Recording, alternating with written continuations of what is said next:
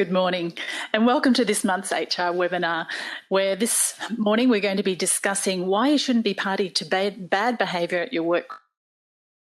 I'm Alison Williams and I'm the Managing Editor here at HR Advance, and I'm delighted to have with me today our speaker, Amanda Smith, who is Principal of Purpose People Solutions, an HR and leadership coaching and consultancy based in Wollongong in New South Wales. And Amanda, I'd just like you to take a couple of minutes to tell the audience about yourself and what you do. Thanks, Alison, and really great to be here. Thank you for inviting me today. It's such a topical and timely subject, I think. So my business is, as you mentioned, HR consulting and leadership coaching business, specialising in a range of HR solutions and services, primarily focused in the Illawarra, Southern Highlands, and Shoalhaven regions. And we service organisations of small to medium businesses and all through to large in a variety of industries. Christmas parties, regardless, very topical at the moment. They sure are. We haven't had ours yet, but I'm hoping to pick up some tips this morning. Okay, well, look, most parties, a lot of people have already planned them, but there's still people that have only just realised that Christmas is actually next month. So it's not too late to think about it. And let's go perhaps to the first thing that you might be wanting to look into, and that's the venue.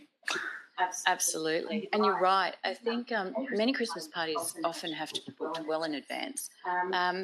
But it's not too late still to do some of those finishing touches to the planning activities. And I think if there was a key message coming out of today, planning is it. I think it goes a long way to mitigating the risks that do keep employers awake at night leading up to Christmas parties. They should be fun, and we hope they will be fun. So venue is of particular importance and topics. So people will be thinking about having their parties either on-site or off-site. I think the majority of businesses tend to go away from the office, but if you are having yours on site, there are a few things that you do need to think about, and you can't help but jump straight into alcohol. I think alcohol is one of the most topical parts of a Christmas party for many employers. So like any work event, you need to provide a safe place. So alcohol is something to think about. If you are having your event away from your office, you need to have a think about, who is going to serve it, how is it going to be served. There's a whole range of things along those lines that you do want to think about. Most importantly, regardless of the location, it is an extension of the workplace. So what applies in the workplace needs to be factored in and considered when you're hosting your party. Okay. Yes, well, safety is key and very important. So let's go to alcohol then, Amanda. We've put it up there. It's the big one. So just step me through what a good manager or HR manager should be really looking at here with the alcohol. Yeah. Look, first and foremost, think about your workforce. You may well have employees who are under the age of 18. So standard law applies here. People under the age of 18 aren't able to be served alcohol, so keep that in mind. Your workforce may have somebody that falls into that category. If your event is off-site, it is always a lot easier to serve alcohol if you have professional bar staff employed. That function, they are qualified, they are trained, and they apply their usual standard professional skills in the event of serving alcohol. So that is tip number one. If you're having this on site, you may need to consider other options, whether you bring somebody in to help serve, and I would always recommend against self-service of alcohol. Okay. Very important. What about a drink voucher system? How does that actually work? That's another suggestion. People may have a limited number of tokens or vouchers that may apply to help you monitor and manage the service of alcohol in your workplace. Sometimes it's not always considered popular by employees, let's say, but it might be one way you can put some controls in place around service of alcohol and responsible service of alcohol. Okay. All right, so we've got the drinks. What about the food? Food, what would I say? Plenty of it, and make it early. We know people need to eat. It's a downfall of a lot of events. If people start receiving drinks upon arrival, which is often the case, food may sometimes take too long to get out. So we need to get people to have food sooner than later. Plenty of it, good quality. And I would just watch things like your catering as well, where the source of catering is coming from. Always a great opportunity for somebody's family member or friend starting up a catering business to perhaps get a gig, but just check credentials and qualifications. You need food safety standards in place, you need good quality food, and you need to factor and consider dietary requirements, food intolerances, perhaps even religious considerations around the service of food. The other part is, we've talked about alcohol and food, but we obviously need to factor in water, plenty of water and non-alcoholic drinks. Okay, I think I can manage that. Okay. Now we go to a venue, and we may not actually have full use of that venue. So what's important to look at there? That's an interesting one. Some Christmas parties may choose to invite partners of employees, or you may well be in a situation where you're sharing a venue with another work party. Which is really tricky. It can be quite tricky because what you can't control is the partners of your employees. You cannot control another work environment or another work party, particularly if the tones of those Christmas parties aren't working together. That actually sounds like it could be quite difficult. And yes, I think, as you were saying earlier, that's where your planning really comes in. Absolutely.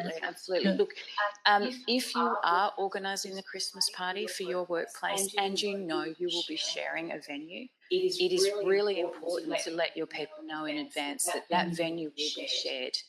And all that you're doing there is letting them know that the venue will be shared, the expectations of your employees, of their behaviour and conduct on the evening or the day, and to be mindful of another work party.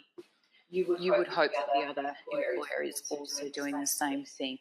Again, I guess if there is any issue on the night, employ the venue staff to get your support in helping manage any issues or situations that could arise. Okay, which I think brings us to the next slide, and that's getting help. Are they worth it? Should we have a professional security guard? What's your recommendation?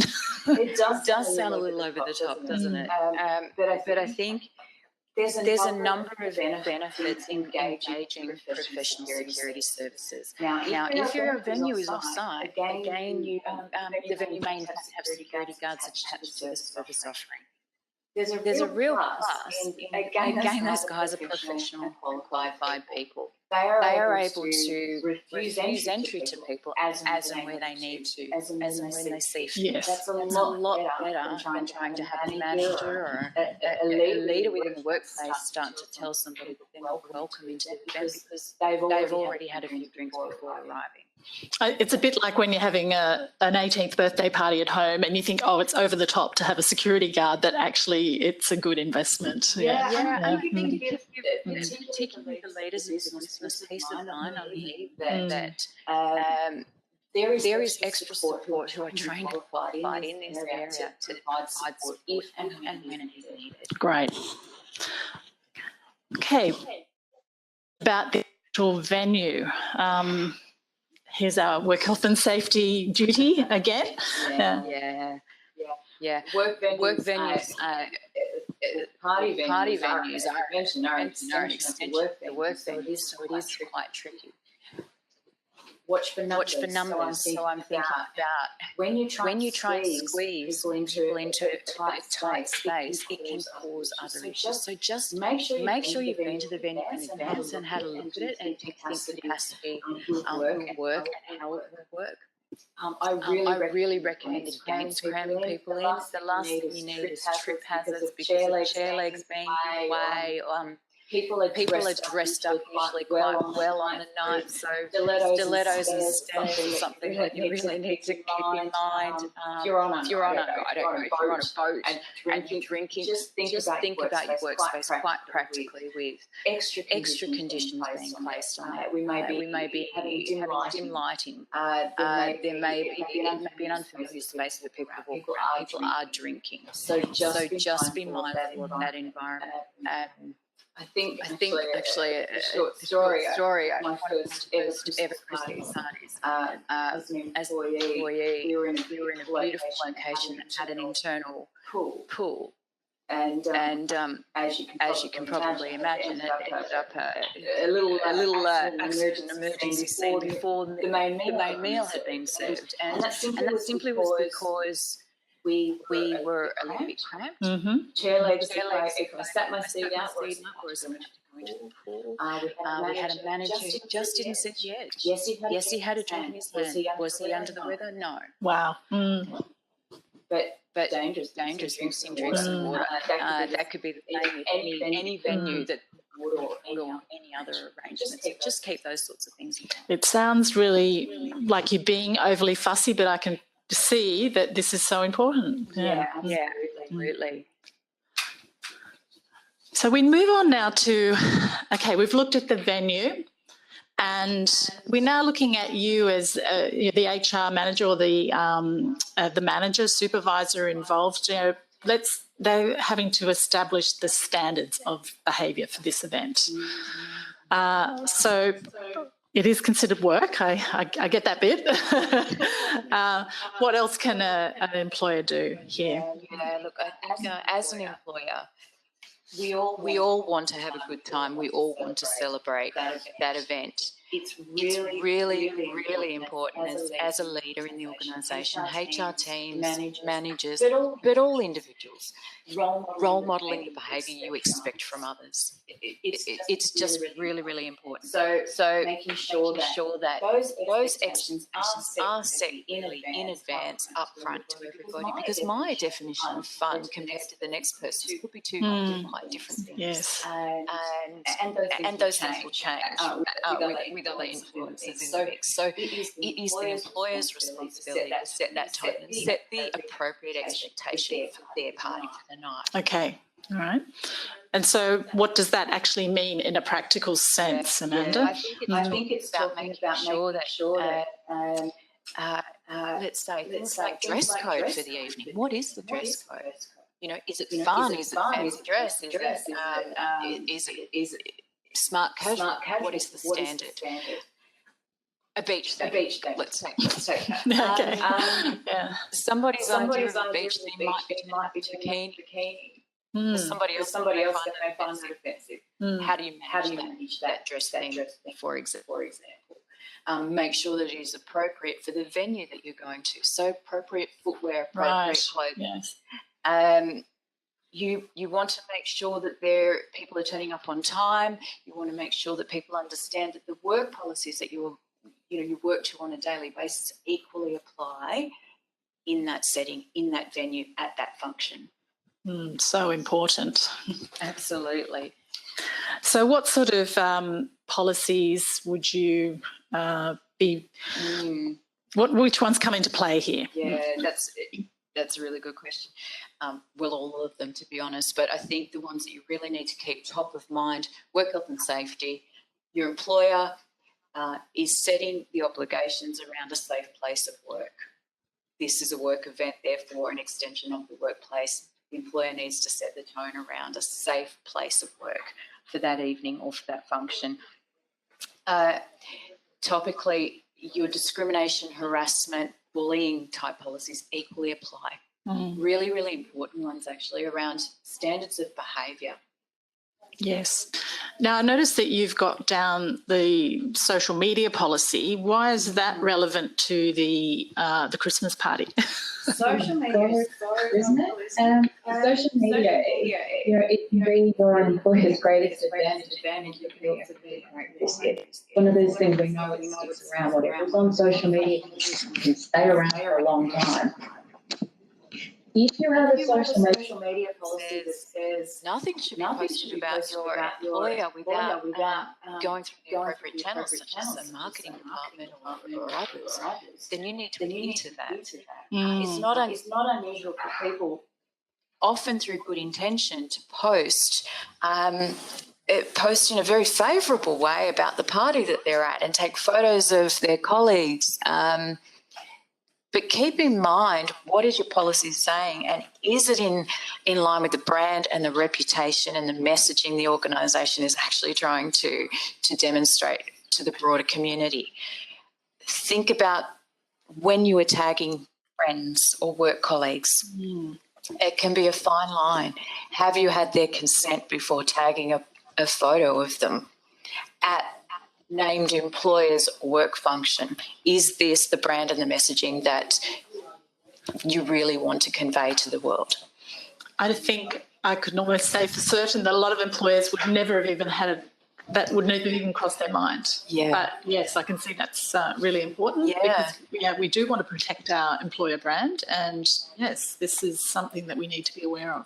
Yeah. So thanks for pointing that one out. Okay. So communication, I think, is something that's just so important in every way. So can you just step me through communicating around the Christmas party? Sure. As we touched on, reminding again the extension of the workplace and a work function, dress code, start and finish times of the party. So it's an invitation, but quite often we will say we need to be here. The party starts at X time. It is critically important that you put a finish time. And it is critically important that, let's face it, people will have another party, will go on toward another venue or may have another party afterwards. It needs to be made explicitly clear that any party beyond the finish time is not condoned, endorsed, or seen to be an extension of that work event. Why is that critically important? It's really important because the party has been endorsed during that window of time. Any events that happen afterwards, we are saying are the responsibility for the individuals involved. We can't continue to manage and guide that behaviour, and we would encourage that personal responsibility is taken by each and every individual. It can be quite a risky situation, as you can imagine. Yes, I can. What about when do you provide this communication? Is it just a matter of sending everybody an all-staff email? Great question. I'm a fan of the more the merrier in a lot of ways. I think good planning in advance and strong communication is really, really important, because what you're doing is starting to convey a message. Not that we're being killjoys here or nobody wants to actually be the party police on the night, but it is about saying that the reason we're having a work function is to celebrate the achievements of the year gone. That's the purpose of the party. It's also to say thank you most of the time to your employees for a great year. It's about having some fun. You don't want that party ruined by one event or poor behaviour or conduct on part of individuals. So reminding people about this, but asking them to be mindful of why you are here in the first place, and that it is a work function, and to be mindful of yourself, look after yourself, but look after other people at the same time. Yes, that's really good advice. Okay, so we're at the party, and unfortunately there is that person. Yes. That person who for some reason didn't get that memo that we just mentioned, and they're not behaving well. So what is an employer to do at this point? Yeah, look, really important. Part of that communication process in advance, I strongly recommend engaging all of your leaders in that process around, let's plan for that scenario. Who is going to take action, who sees it, and who has the role to actually intervene? Now, what may have to happen is a conversation with somebody who's behaving inappropriately. Let them know that the behaviour isn't acceptable and it needs to stop. you may, in fact, get to the point where you have to ask somebody to leave. And this is where, going back to your earlier question about security guards, you may actually have to, or it may well be easier to engage a security guard to help remove somebody from the premises if the behaviour is inappropriate, unsustainable, dangerous to self or others. Should we put them in the cab and send them home? Yeah. Look, I think if you've got some unruly behaviour, let's say, happening in the venue, putting somebody out on the street's risky. Yes, okay. So thinking about it from a health and safety perspective, what is the right thing to do from the employer? Getting somebody home safely to the best of your abilities. And if that means putting somebody in a cab, calling a family member if appropriate to pick them up, do what you think is necessary to ensure that that person and other people around them are safe. Okay, thank you. So if that happens, if we've unfortunately had that person behaving that way, what happens afterwards? Moving forward, is this a disciplinary matter for that individual? Yeah, look, it well could be, that's right. So it's important, following a work function, it may be appropriate that there is a debrief amongst the organising committee, HR. Let's see what has happened on the night. What could we have done differently? What could we have done better? If there has been an incident as such, you may be facing a process either of investigation or some sort of disciplinary review following that work party. And I suppose complaints may actually happen after the event. Absolutely. Yes. There may be, be aware that the complaints can arise days after the event about things that you were never aware of on the night in spite of best efforts. I think the thing to keep in mind there is, like any other issue that arises in the workplace, timely, swift action is required. Do it thoroughly, do it in line with your policies, and move fast. Okay. Well, the other thing that happens after a Christmas party is it may be that people have had such a big night that there's absenteeism the day after. So Yes. What are the 3 R's that the manager needs to keep in mind there? Yeah, again, let's front into it in advance. Depending on the timing of your party, if you've got a party, call it a Wednesday night, and you expect people to turn up to work on Thursday, then I would front into that as an employer and say, look, we expect normal standards of work performance first thing tomorrow morning. You can, though, if you were open to it, put calls for annual leave. So people may wish to have the day off, and they can do that through their usual leave channels in line with the normal policy. Any absences that are unexpected or unplanned following a function, state what you intend to do about that in advance. Remind people of their duties. So your usual absence policy should apply. If somebody does call in sick the following day, I think the warning there, or the tendency, could be to assume somebody's having a sickie. Just be careful there. I would say just apply some caution. Your usual standards, reasonable evidence are required, then go from there. Sounds like good advice. Well, I think we've stepped our way through the whole process. We did have some questions that came in earlier, and I just thought I'd get your opinion on these, Amanda. I know we did discuss this, sending people home in a taxi, but what about, is there any obligation on employers to send everybody home in taxis? No, there isn't at all. I think, again, it is important to ask people to plan in advance their night. Sometimes it's not unusual for teams to actually come together, and there might be a designated driver. You may choose to put on things like shuttles to public transport if you are a distance from a public transport area.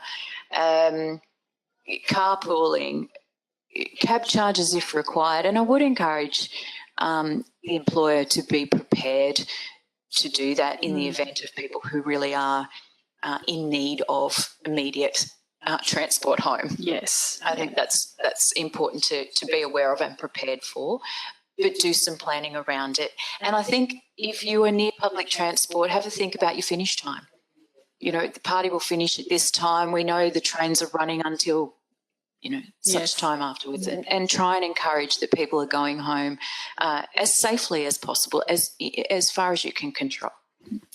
Well, the other, we had a couple of questions that came in, and they were really about a similar sort of thing, in that somebody asked about, how can you politely ask somebody not to go overboard with drinking, or, how do you remind staff to, to behave this way, sounding like killjoys. And it's all, it sounds to me, it's all about, again, back to that issue of communication here, that how do we get that communication across? You can feel very much like the party police at this time of year if you're a part of that organising committee or a HR team or the leader of the organisation. But I think going back to, my thoughts around it, remind people about why we're having this function and why it matters to you as a business to recognise those achievements and to celebrate those achievements.